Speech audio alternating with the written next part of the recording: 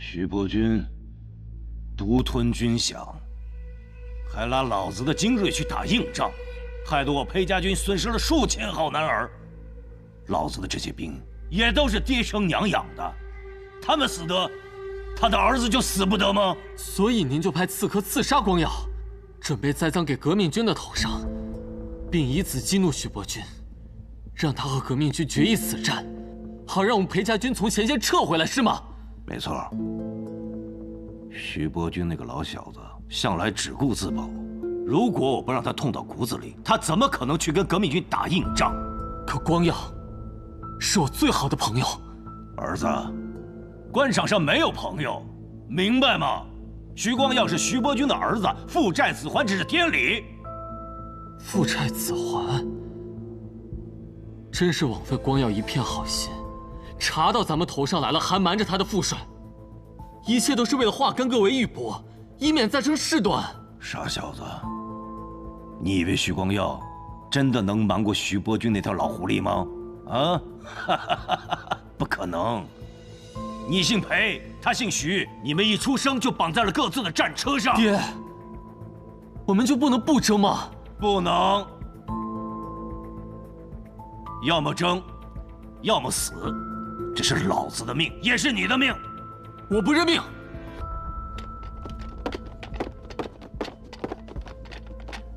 少帅，对不起。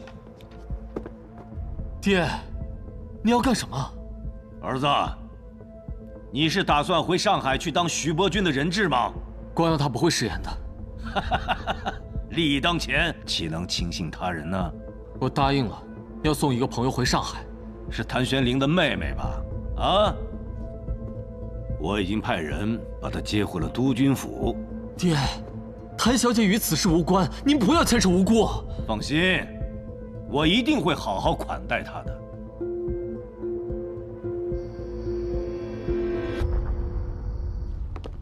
督军，谭小姐到了。谭小姐，请。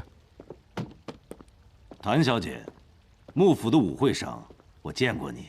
裴伯父，你也比我上次见您更精神了。哦，您和裴公子站在一起，不像父子，就像是兄弟。哈哈哈哈哈！小丫头，嘴巴真甜。因为我一见到你就觉得特别亲切，所以这说话一时没大没小，希望您不要介意。不介意，不介意。来来来，坐。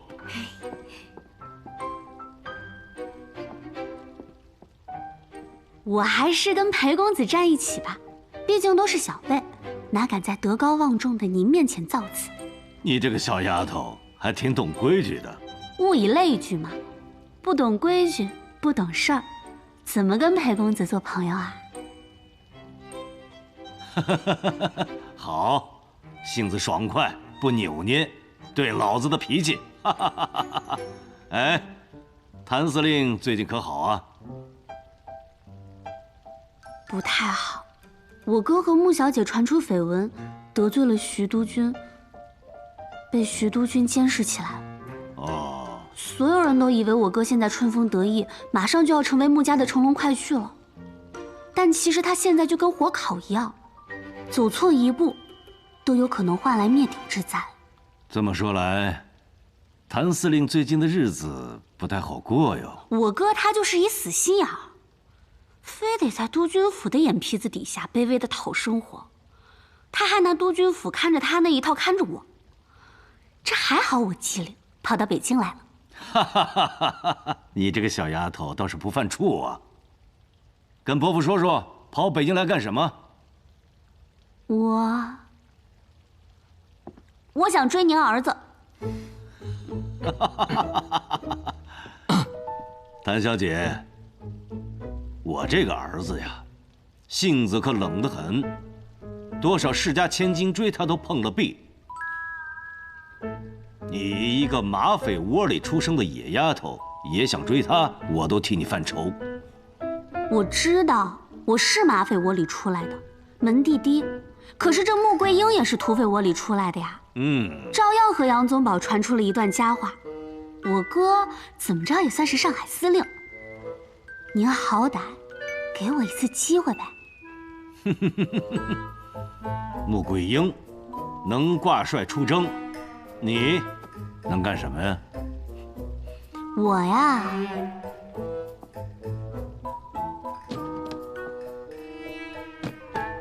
我给您准备了份大礼。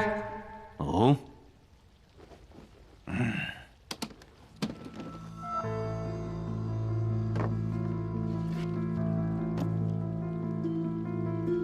这是什么呀？当年穆家大少爷穆远航死亡的真相。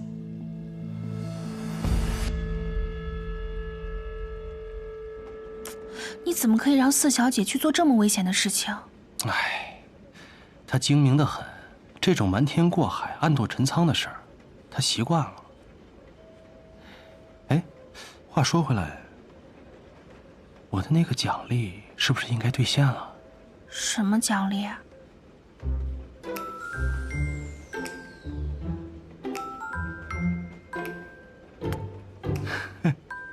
那要是我赢了呢？你要给我什么奖励？你赢了呀！你这不是无赖吗？这是公平的。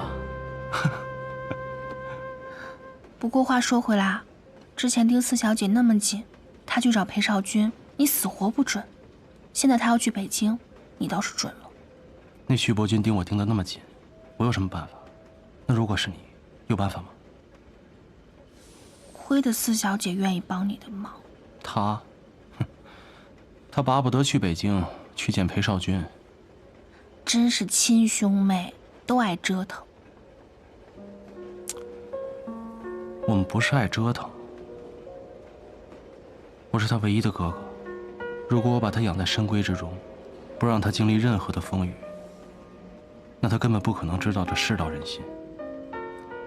所以，想让他平安一世，必须让他见识见识，知道审时度势。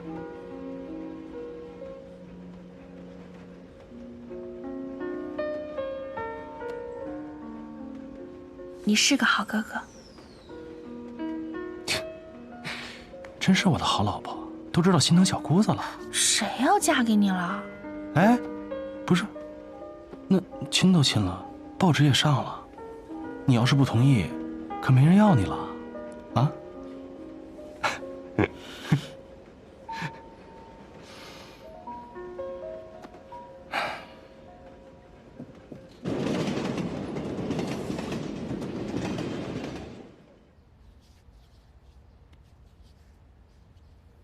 什么？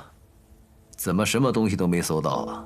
是，他们将整个车厢都仔细搜查了一遍，除了一些衣服和一些细软，没有发现任何可疑的物品。督军，您看他会不会真的是去北京找谭桑榆的呀？盯梢的探子说，谭玄林本来是要送他妹妹回江城的，谁知他妹妹在火车站甩了谭玄林的人，上了去北京的火车。事情没那么简单，让你的人到北京以后继续盯着，随时报告谭玄林的动向。是。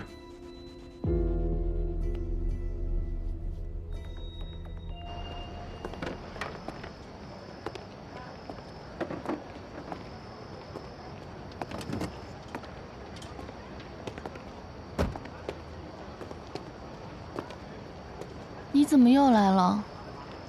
我看见报纸就赶紧跑来了，怕你有一个人去喝酒，摔倒了都没有人扶。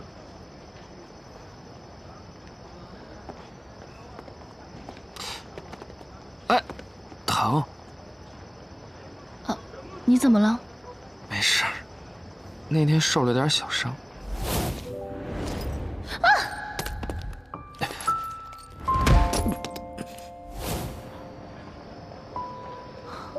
不好意思啊，那天谢谢你。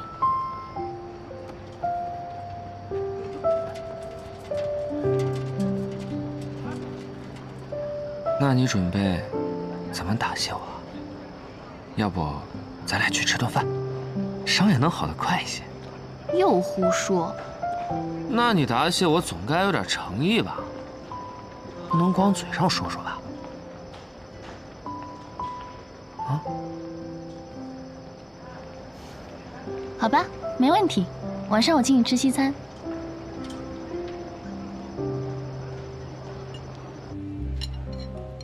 谭玄龄这事儿办得真不地道。我要是他，有你这么个大美人爱我肯定不舍得让你有一丝丝的伤心。不怪他。其实我从来都没有和他说过我喜欢他。你没告诉他？有些事不必非得说出口。我10岁那年就跟他了，在战场上同吃同住。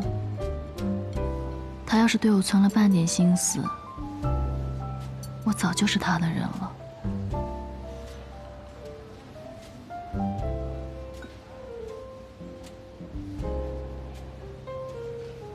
我真羡慕他。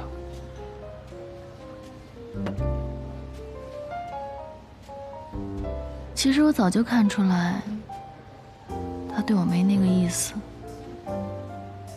他看我的眼神，和看穆小姐的完全不一样。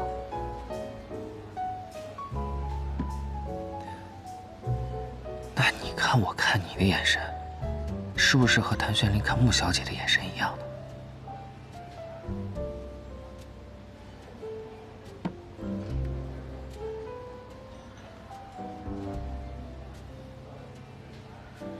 他的眼睛我从来都看不透，但是你的，我一眼就看穿了。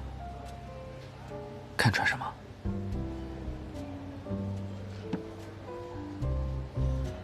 自诩风流，实则纨绔。你误会我了。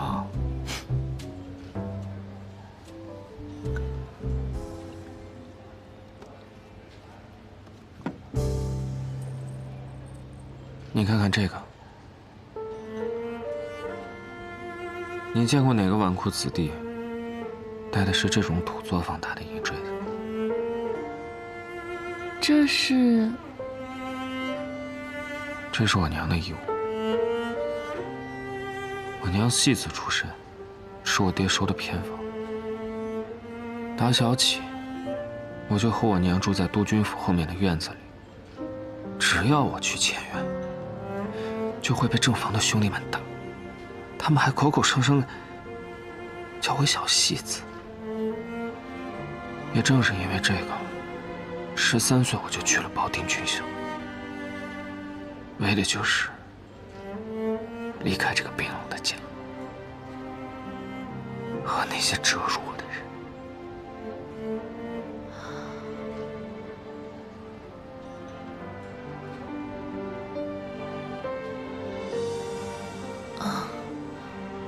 没想到你还有这样的经历。这个坠子是我娘留给我的，她临终前塞到我手里说：“督军府的日子就像一场大梦，下辈子还是想做个江湖人士，别在这深宅大院里受罪。”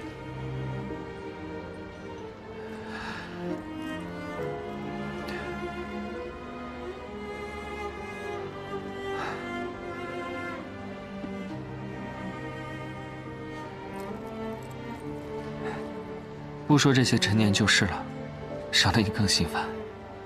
我来这儿，是为了让你开心的。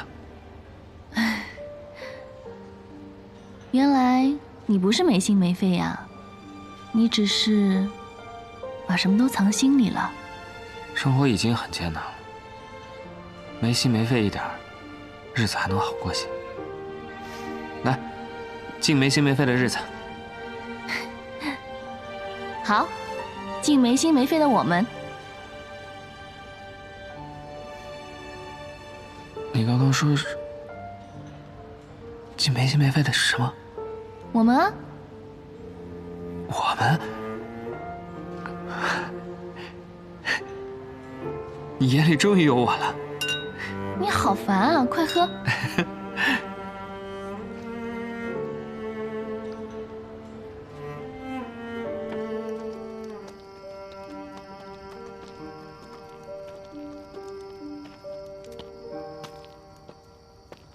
少帅呢？在那儿呢。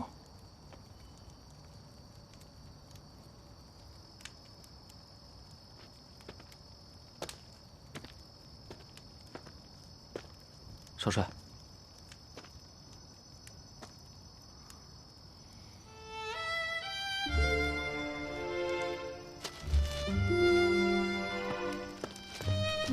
谁让你拿这些报纸给少帅的啊？这么没颜色！是少帅说想看看上海的报纸。拿走！你以后不要再拿这些消息烦少帅。是。走啊！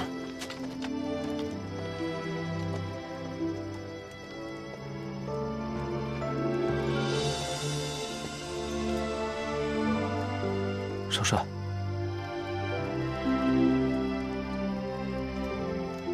没事，不怪他们，是我自己要看的。您这又是何苦呢？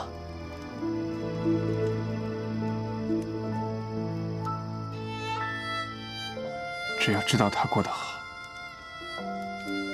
我就放心了。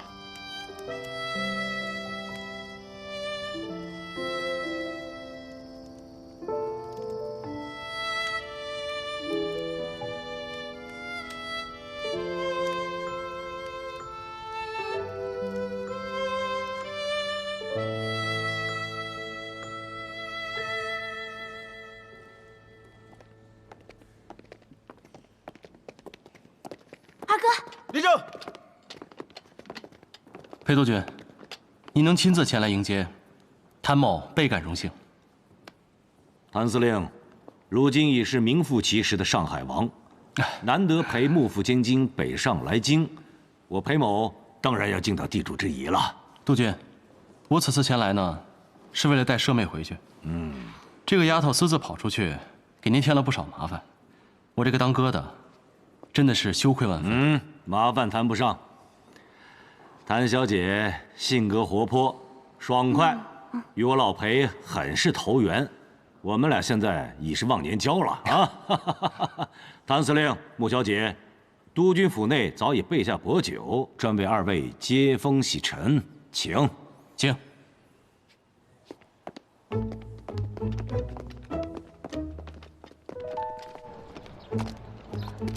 裴伯父，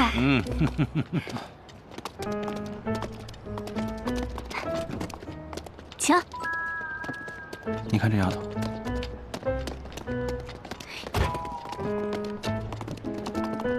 二哥，行啊，马屁拍得挺响啊。这可是我未来公爹，我不得好好巴结巴结啊！我告诉你啊，这件事办完，立马给我回去。这又不是你的地盘，我回不回去，你说的不算。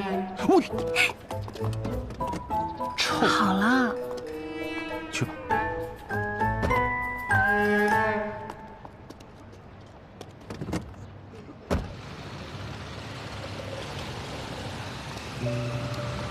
你们去督军府附近盯紧唐玄龄，我去给徐副官拍电报，有事我们悦城会馆碰头。好。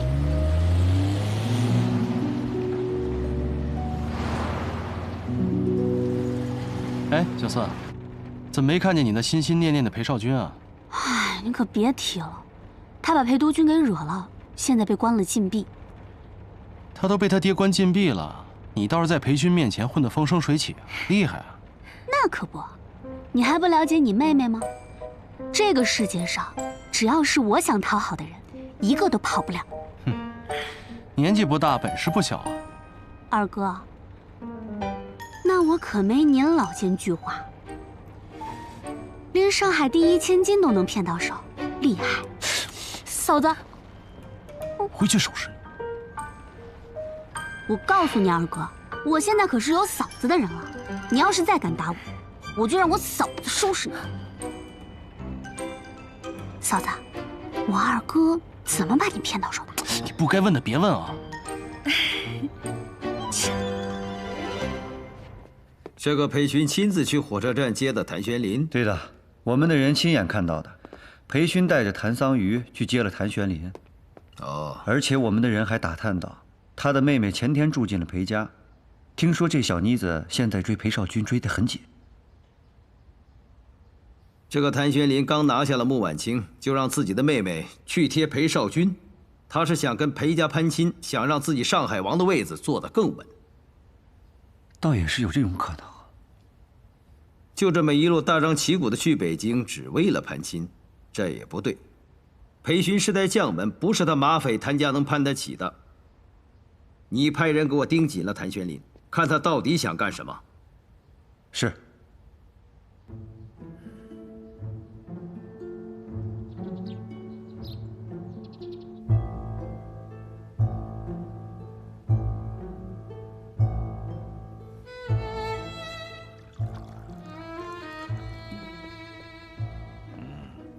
这是谭司令上任之后头一回来北京，高兴，喝酒，来，大家伙共同举杯。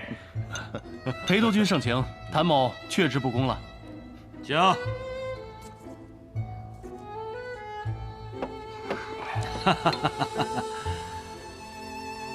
穆小姐，你和谭司令的事情，裴某早有耳闻。美人配英雄，可喜可贺。谢谢裴督军，我和谭司令在上海还小心翼翼，我们的关系登报以来，您是第一个祝福我们的。应该的，男女之事讲究的是你情我愿，只要你俩高兴，天王老子都管不着。徐伯钧这个老贼想利用权势逼你就范，这是他理亏。我裴某人虽然是个粗人，却也见不得这种棒打鸳鸯的下作手段。裴督军，既然您不愿意棒打鸳鸯，那我跟您儿子裴公子这事儿……小四，嘴闭上。哎呀，裴督军，真是不好意思，这丫头啊，从小就欠管教。哥，如果多有冒犯，我替她给您道歉了。哪儿的话，不足挂齿。我没冒犯，裴伯父挺喜欢我的。说的一点儿都不错。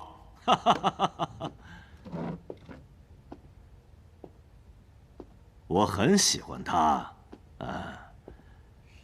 这个小丫头还真是让人疼。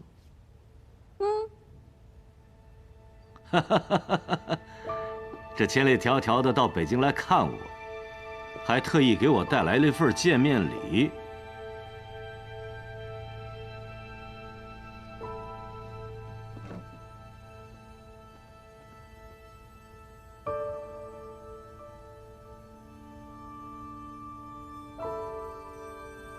裴督军，单独聊聊。好，左参谋，招呼大家喝酒啊！穆小姐，先失陪。请，请。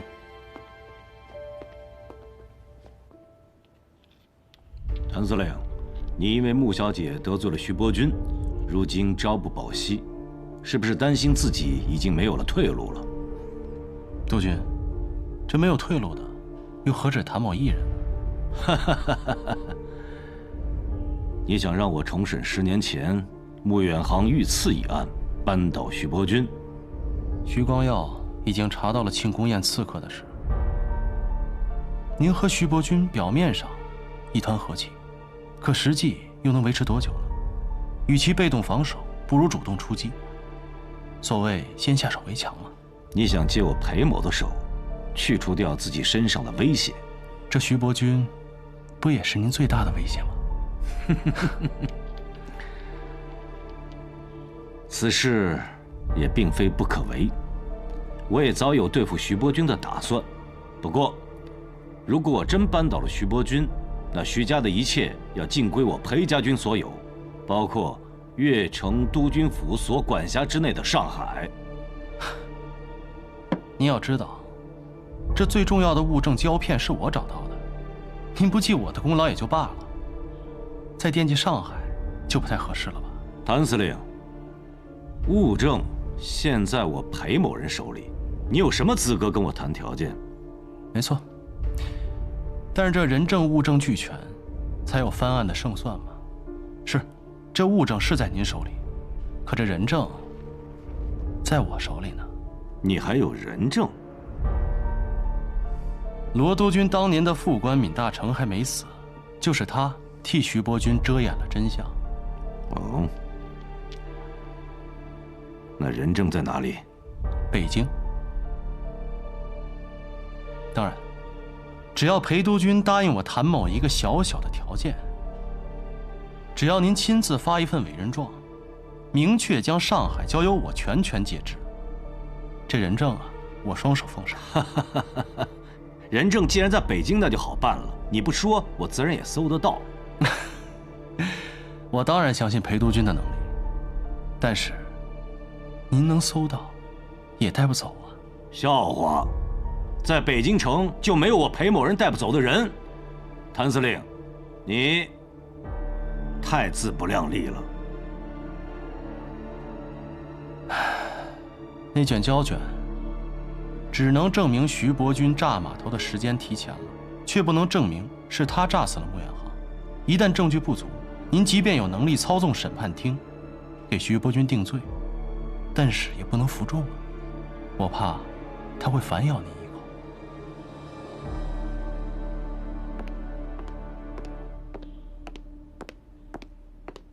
站住！干什么的？裴督军正在和客人谈要紧的事儿，我来给裴公子送饭。你要是不让我进去，我回去打扰了裴督军的大事，他要是怪罪下来，你担待得起吗？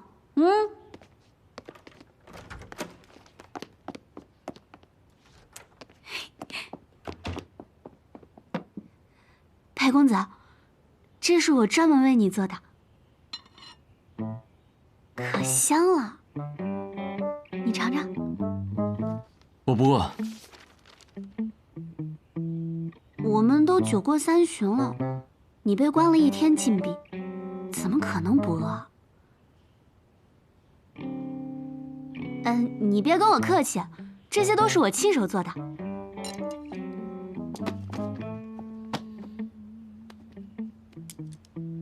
尝尝，你要是喜欢吃的话，我以后天天给你做，好吧？不必了，演了这么久的戏，也是难为你了。谁演戏了呀？你处心积虑的接近我，不就是为了替谭司令铺路吗？我去年学生游行认识你的时候，我哥还不是上海司令呢，我铺什么路啊我？因为游行是偶遇过，所以你才决定接近我，对吗？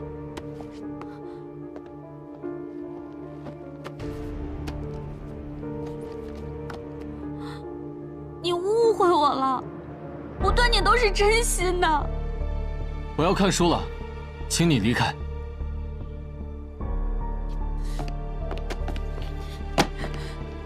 我告诉你，你冤枉我了，我一定会向你证明，是你错了。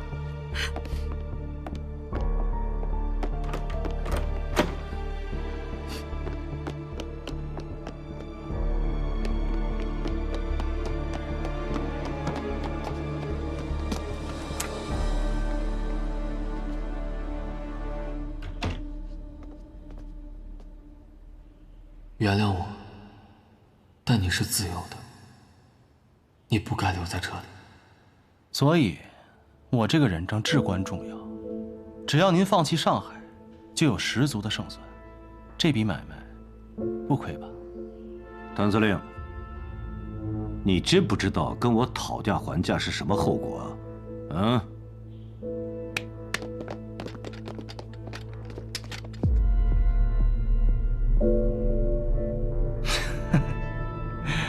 督军，过河拆桥啊！谭司令，配合一点，交出人证，我就能带你一起过河。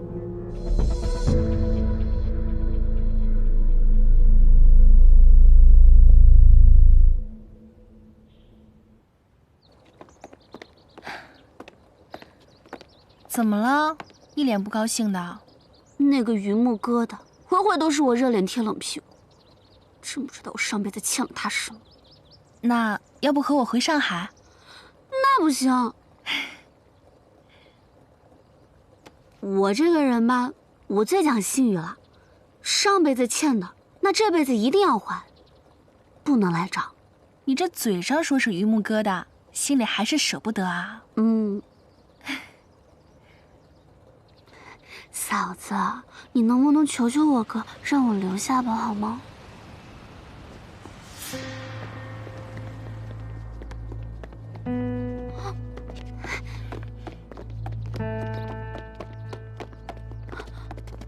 裴伯父，不是，您这是要带我哥去哪儿啊？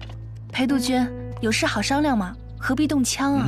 说得好，有事好商量。但是谭司令呢，算盘早就打好了，他可压根儿没想跟我裴某人商量。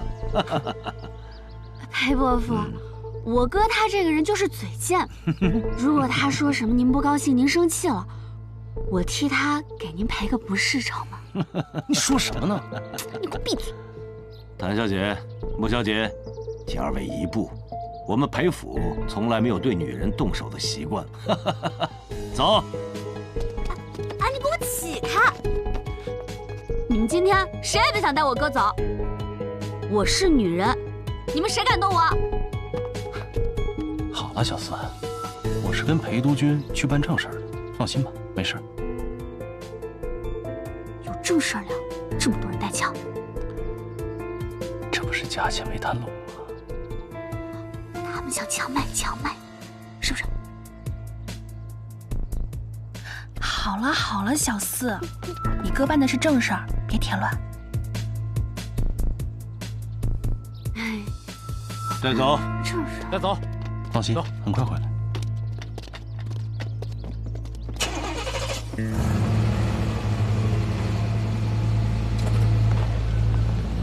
哥，放心，他有分寸。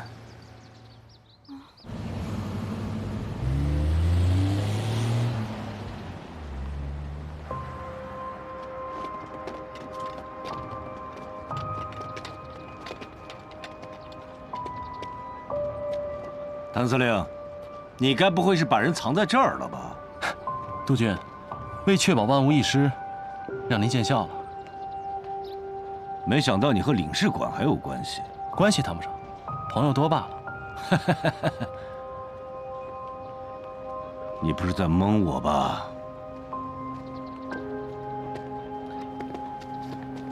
嘿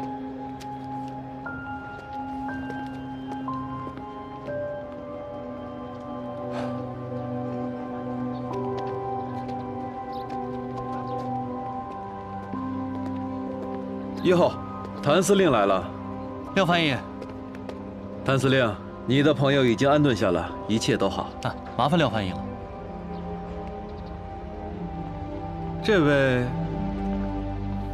这位是裴督军吧？我在报纸上见过您的照片，您亲自过来是有要务找领事先生吗？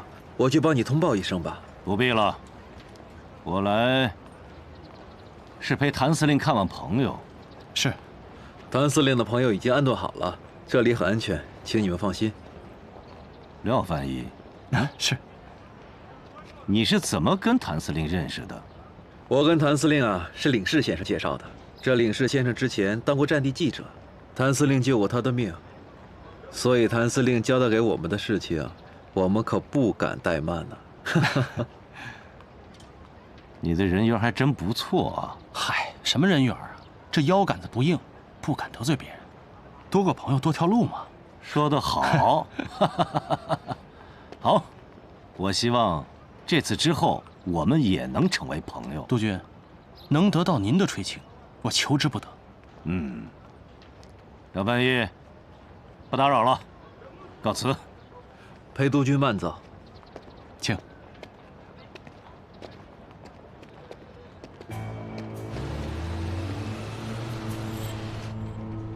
督军，你说这个谭玄林真的救过领事先生的命？宁可信其有，不可信其无。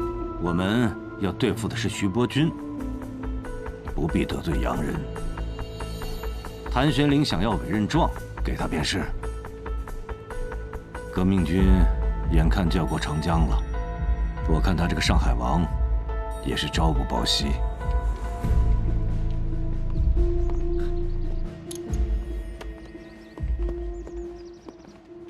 哎，亮，你跑到哪里去了？这是你需要的阿司匹林的批文，我已经盖好章了，你拿走吧。阿廖少，我替前线的同志们谢谢你。感谢什么？当年我做战地记者的时候，要不是你救我的命，现在我的坟头草都很高了。你现在这口中文呢，可是越说越地道了啊！哎呀，还不是跟你这个老布尔什维克学的吗？啊，不过听说你的部队老大省长啊，你不去前线录一首，争个军功章回来？我们共产党人不争功，我把这批药运到前线去，能多救回几个受伤的同志，这比什么军功章都有价值。嫂子，我哥不会有事儿吧？没事，你哥啊从来不打没有准备的仗，他心里都有数，放心啊。好，谭司令。哥，我明天就让高等审判厅启动重审，便给越城督军府发传票，传徐伯钧马上赴京，配合审查。裴督军放心，人证交给我，绝对不会出岔子。今天酒喝的不尽兴不算啊，等扳倒了徐伯钧，我们再庆功畅饮。好，请。没事吧？没事。原来这男人不仅善变，还反复无常。二哥，你和裴督军到底怎么回事？明明你们刚才还动刀动枪的，这怎么突然间就勾肩搭背了？你们俩这关系还真是扑朔迷离。学着点吧，大人的世界你不懂，大人的世界就是真真假假，假假真真。别逗四小姐了，事情办得怎么样？办妥了。他答应事成之后不会染指上海。果然你吃准了他的心思，一切都在你的意料之中。不是嫂子，我怎么越听越听不懂了呀？这你们俩关系不是不好吗？他怎么跟你妥协了？他拿枪顶着我，就是想找到闵大成，想把利益一个人全部吞掉。那你交了吗？你傻呀！我当然不能交啊！而且我还把闵大成藏在一个他想带走都带不走的地方。这北京还有裴督军找不着的地方？我不信。就是外国使馆。二哥，你还真是老奸巨猾。但是，我哥这么算计裴督军，这万一他以为我俩是一种人，那我在我未来公爹心目中的形象，不全让你给败坏了吗？什么公爹？事成之后赶紧给我回去，知道吗？回什么回？嫂子，你看我哥他逗我，哎，光老弱妇孺我就占了3样，你好意思吗你？嫂子，你看他还逗我，逗，找死呢是吧？我没揍你是吧？你等着！那个死丫头，早知道她这样，我就应该把她带在身边。你不知道你刚刚不在的时候，他多担心你。他呀，就是嘴巴硬。婉清，我跟你说，事成之后，如果他不愿意回上海，你要帮我好好劝劝他。总之，他不能留在这儿了。他还让我劝你呢，你们俩兄妹闹别扭，让我一个外人在这左右为难。你怎么能是外人呢？你可是我未来的老婆、未婚妻，怎么能是外人呢？你不会是想要反悔吧？那我可要盖个戳，宣誓一下所有权了。你别闹，这里这么多人，被看见了不好。就是让他们看。